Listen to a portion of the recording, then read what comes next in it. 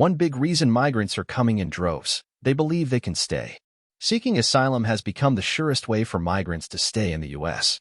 The underfunded immigration system can't keep up, so cases languish for years. I don't know anyone who has been deported.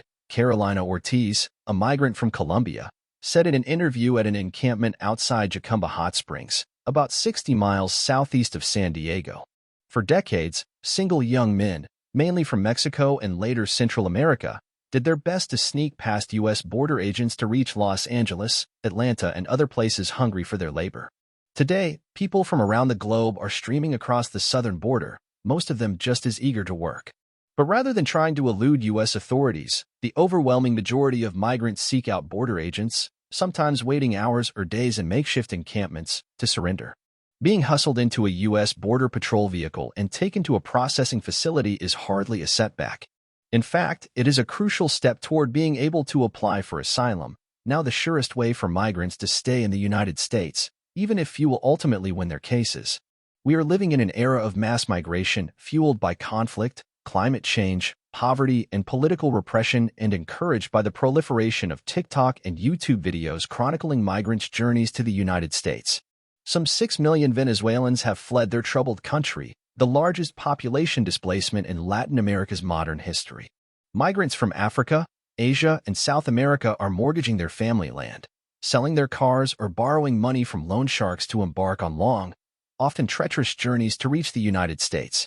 In December alone, more than 300,000 people crossed the southern border, a record number. It is not just because they believe they will be able to make it across the 2,000-mile southern frontier. They are also certain that once they make it to the United States, they will be able to stay forever. And by and large, they are not wrong.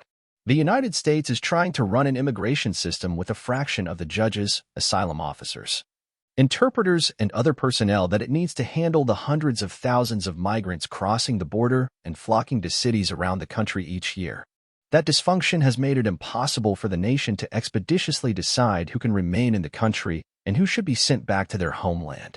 I don't know anyone who has been deported. Carolina Ortiz, a migrant from Colombia, said in an interview in late December at an encampment outside Jacumba Hot Springs, about 60 miles southeast of San Diego and a stone's throw from the hulking rust-colored barrier that separates the United States from Mexico. For most migrants, the United States still represents the land of opportunity.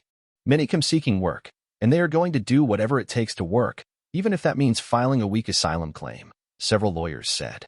To qualify for asylum, applicants must convince a judge that returning to their home country would result in harm or death on the basis of their race, religion, nationality, political opinion, or membership in a particular social group. Ms. Ortiz, 40, said she intended to apply for asylum based on violence in Colombia. Her chances of winning are slim, because violence alone typically does not meet the standard for persecution. Even so, she will be shielded from deportation while her claim is pending and will qualify for a work permit. Underfunded immigration courts that adjudicate claims are strained by the swelling caseload, so applications languish for years, and all the while, migrants are building lives in the United States. Ms. Ortiz, a nurse, said she had borrowed millions in Colombian pesos, several $1,000s, to pay the smugglers who brought her to the doorstep of the United States, a gap-in-the-wall championed by former President Donald J. Trump. She waited 2 days in the cold, desert winds lashing her tent, for agents to come and take her.